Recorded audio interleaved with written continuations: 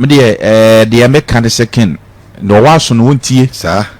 no waso no wontie utie nso a ebeboa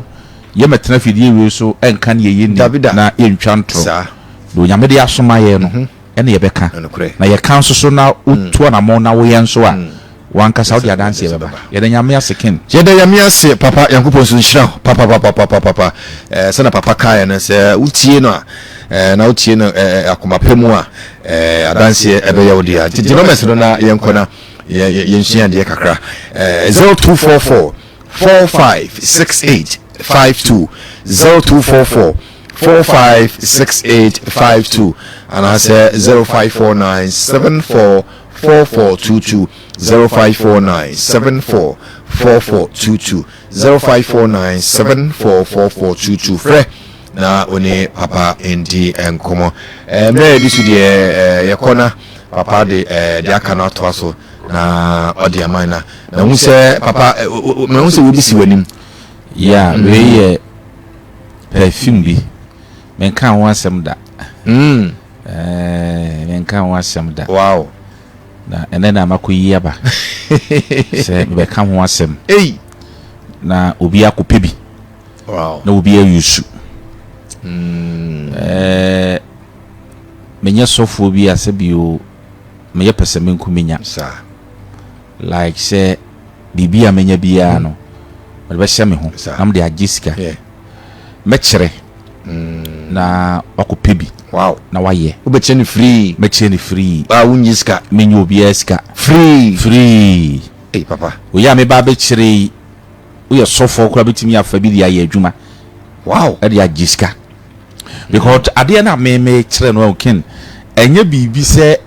minim wachase e na meka unim ho adwuma na wo kan wo bo otum na waka bi minim adwuma aye perfume mo ton no shop o nyina minim ni nyina na ye e na banti bi fm se odi for se obese on send me sika ade ya o se me chill folder water man ye no dwuma edi ama no o se o send me sika wachase obese on send me sika na sa perfume we friend solution perfume sa ni dinu no solution perfume wow on says safo da ho yeah safo na da ho no yani na ebie apono amount kin no ni we ne fe no on we mu ne fe no spirituality sa ne ma say kin and say nipa hwehwe akiri kwanye nipa pe we be say ya sometimes me trans di me say enti nipa no kura de ne ye nipa papa we say kan na ebesi mu say na enye nipa ne bi mu because a kind of polluti ya adwan fa sa ne monam because se na wo kan perfume we kitawe obi kura ka se uyusu kura na de wo san so kofa honhom boni bi aba wa bra boso je say on tintino ensema e wo hu ne ntino ama obi kura ba ye kura na osan so doubt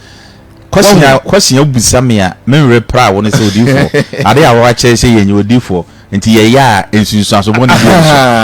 so o yes sad no now set me proud because there have me feel obi odifo ade a wo se yenye mi hu TikTok ade a wo se odifo me ya ensunsu aso boni bi en so me proud all because of so be a catch and so so catch say ade a ma che me ka se kuku nipa me ka se kuku aponche me ka se kuku hwe fan ka na ya ade o bisa me se ensunsu na wudi an ka koye mo ensunsu aso boni ba so jene wudi jene call yema obusa me am reply because I don't the reason why you obusa me so differ o se me fa jene nyaade na me yere no me de ya ensunsu amboni bia ni wo we your friend is solution perfume ade okura me ken wunya ade we bia problem na to atwa akire din ade okura me your kwa fa so use no ane no yasem no your niam ye de fra oh wow ye yusu no sa ontumi yusu no sa sa keke ye woni ma ye de fra ansa na bitumi aye adwuma ma wo yusu wunya bia eno ano no on se friend solution yes perfume enti solution e solve solution bia e solve problem bia wow we e solve problem bia wow se obi a wotie mi a isi kasem enkoso ni wotie mi isi kasem enkoso ni oton ade a market ma ni e promise am fe dinachi ni e opese wo break no me free no so wow case no me free no so now so for say no minti koye fasting 30 days koye fasting 21 days e de ben kwa na ba wiase a wo ba beje e de na ba wi o do wiase a wo ba ye de se wiase ma ho to ni je de wo nji bi da na wo de wo e de ben kwa so no ono bo sa montokwa ede ben kwa so no bitin to Christopher bitin tena wa mo manyame somo no ayeti se usum nyame a se ne o me se Bible say ye ni wiase se what you say wiase usum ne yete wiase mu ne yete ken ese odi aduane pa what you say ese o shata ne pa ka papa na wo dem because what you say so ti wiase enti wo ti me ka se me ti wiase enti wiase na me te no me de me free wiase enti no wiase de bibie no wa wiase de bibie no wa ehu hia me papa sa de na komwa kwa se Kristo ni kura no Kristo ni kura yen se ebi a wotoka ebi a wo shatale na se wo so no chana me ti demonic teachings ye de ase ya adwufi ye kwala brem na edi nya sa na Kristofo ye bro ye wo so be ye pe yes akoje adru ya de bone what you say finyame na wafremu na sembebre what you say na ehiafo ye enti na ye bre no what you say enti na ye bre sa no di aduane papa what you say di aduane papa live life no you no tell say won ko heaven you no tell say that be what you say so pedan papa dem what you say me ka kira okin pedan papa dem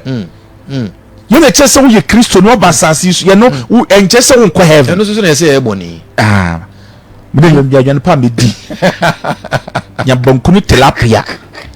me di papa what you say papa nyoma ekoso Christianity mu na papa doson we ni ekwan we solution or you working me say die ni sikasem nkoso ni e otowade a ye nto ni e promise am faith di nachi ni e bad luck di nachi ni e no me da me so no me e so nkoye fasting 20 days 21 days on fa the you say ni opese ne kwan bie ma no opese kwan bie ma no ni ope favor what you say ope favor ni na kwan ya broke what you say ni kwan no abroke che say ade we ni ope blessing ni ope nshira ade we say we no eye bibia wow ade bie timiye we tie fe ni say solution enti e ba be solve issue problem no amount enti we am be kan ye no de matimi akeka ni but ni ye ho bi e da osu bia no we ho bi e da osu bia no me kire wo kin no wo ko pebi na wo yu wan kasa wo yusu you see and then one join bia wo ha ho pa because we dey mudu enti make sure say we join Facebook na wa hwe sana okope bia emfa woni so papa nti we dey no original na say o fake ho we say ya na tie oto na kini da ho on say fe papa kini da ho we unya bisi pe eno ano no wie unya bisi we dem akin eno ano no wow problem that will be this thing will solve it for you e be solve am one time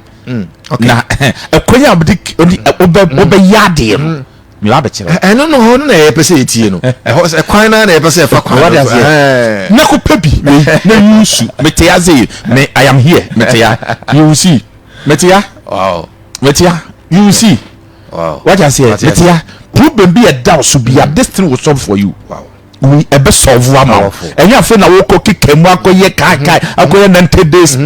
why fasting in prayer yesu be we askoye fasting say yesu be we as 90 days pen oye koye 90 days de be nko na wo pe we ase de mitimi de nko na wo pe we ase de na we ase wo pe de na wo pe we ase osro akọ heavy akọ de na wo pe we ase heavy na wo be din na say we ase problem back what down so 90 days prayer fasting problem back what down so Ken, I never said na ka kire mo. We ko pebi. The phone is solution perfume. Okay.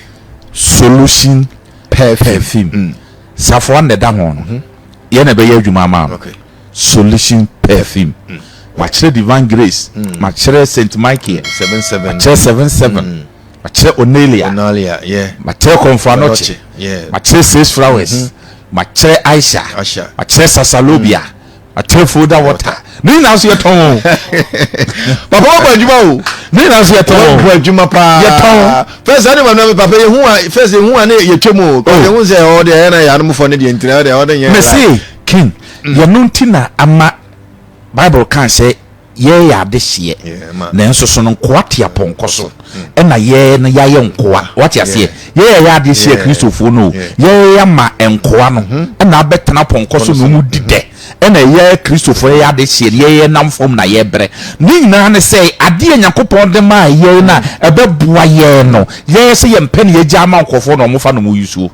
na ye ni so bere o mo ka ho what you say ye gya mo mu e no mo fa e no mu yusuo to nya problem na ye demand pa na wasa akosa akrofo no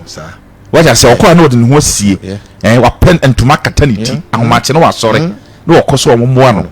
eno ane sa de we Yakopon de mani penyansa na oye se ye mfa mo ye bra what you say Yakopon sa na ote enti we pese problem bi e da so solve ma okope visa opese odwuma koso wo ye fe ne say sa phone so business ni online business what you say wodwuma sem osika sem waware sem promise and feed da so oda na obi no wada che say osonda ye basa problem bi e da so bi akopa de wi ne papa ade ne ye adwuma pa dabi o say ye fe solution what you say tie bi na ma ya da wo no your friend is solution so it's come to solve your problem for you okay kopa bi ne bo nya den all problems kopa bi unya bi akin ma menchere udetia ejade udetia ma yede na papa se me wo se je o be kaka ho no kina o do ba o ne wona o be kaka ho ni asem no amafo so because me chewa de ka ho pe eno ano no amafo so determine pa eno ano what odi amafo determine what de ka ho so nya den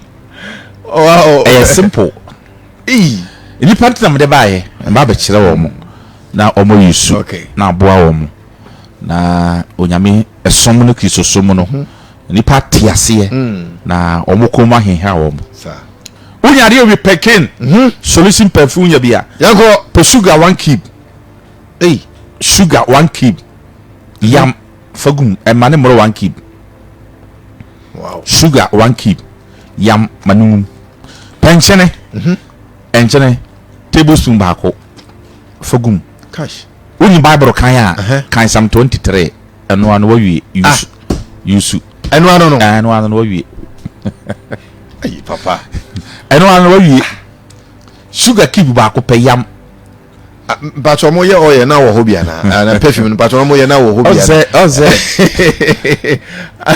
oze we ni ye fe ne se onipa na wo kasa na wo tie no no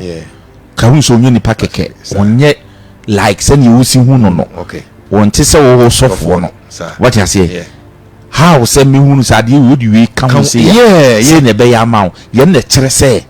adwuma no onyame de ahye mensa onyame a kire me na I know meaning ena me kire wo ye penso so problem no ebe solve wa ma wo ene ma papa o kire ni na no so nya ne ma bi eye den dabi no balance get simple just say me see we solution problem be a down so biare we see kasem me see obi show obo nya adwuma we how be a down so bia ko pep solution perfume per sugar one cube ne fatum o yam na de gum na pe enchene tablespoon baako na fa gum we bible kaya kan Psalm 23 guso eno no wi anopa wudware a fa bi gum so wudware fa bi sra enyume fa bi gun so dware fa bi sra bompa ye ka na ye wope no na fa gu so na fa gun so dware na fa bi sra anopa ne enyumre eye wodia ma kire wakoto yusu eno ano no hu asem kwa papa mi sa mpo eno ano case na si papa be ba enchire no ebia na se ebia sort nti me se enchire bia okay enchire bia tablespoon no pokwa be jema na broso but me se enchire fa enchire gum ba sugar de enya 1 cube mane mbro one cube na dia tum what you say spirituality ni sugar na enchene no hu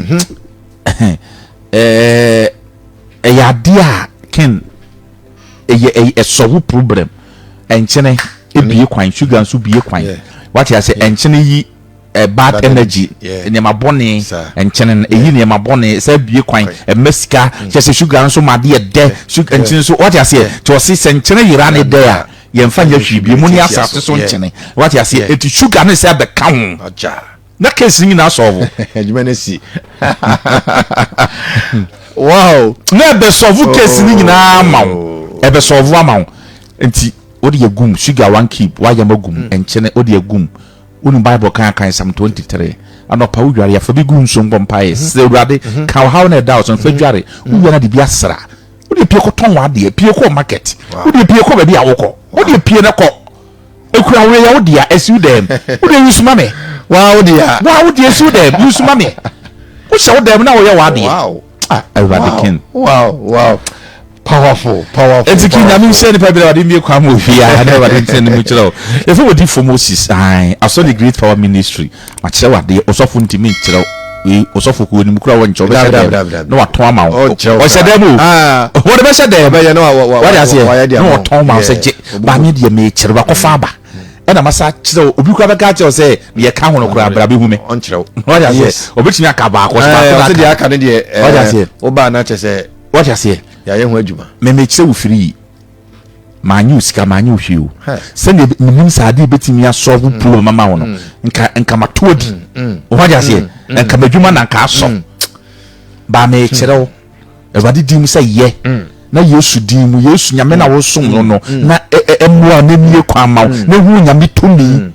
papa manfo se nyame se yen ka no kure wo se o madwuma pa in fact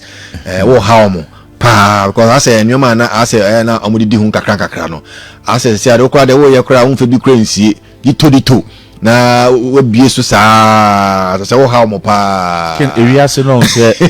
onyankopon ken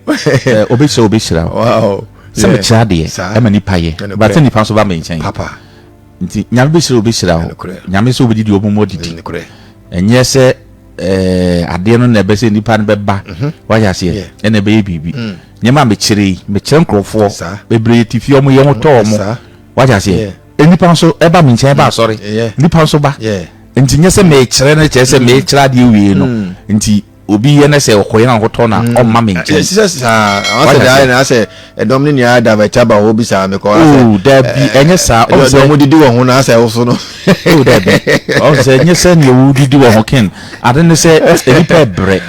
ya na nyafo no brofo no ki obi tie mi nyafo brofo no obi tie mi kin do obi dimpo den o Kristo ni osom nyame o no so hu ne hu twabre de beto ane so okukum no de beto ane so onko no maduru what you say enti nyame mi kire nyame na so bua hiafo nyame na so mo o mo pesa wo poison wo mo no wo mu jai nyame na so mo pesa mo sha akonfo no wo mu jai enti no me nyame adwuma no e na me ye kwanwe nam so a me so me di ye nyame adwuma what you say e de bua ama Kristo ahini na peja ama nipa enya anigye e wo Kristo nipa enya anigye e wo nyame mu obi ko nante ba bi ko ba bi ko ye ne ma bi e ma ne nyam so ne Kristo so mu no eyi mem wotefie akoto na ade no woto waye na ade oni sunsun bi ani twaka oni obi ani twaka waburu nyankopon abo Yesu di aguso wo Yesu na ade what you say enti sa na me pese me ye e ma ni pe hunu wo nyankopon ni Kristo tumi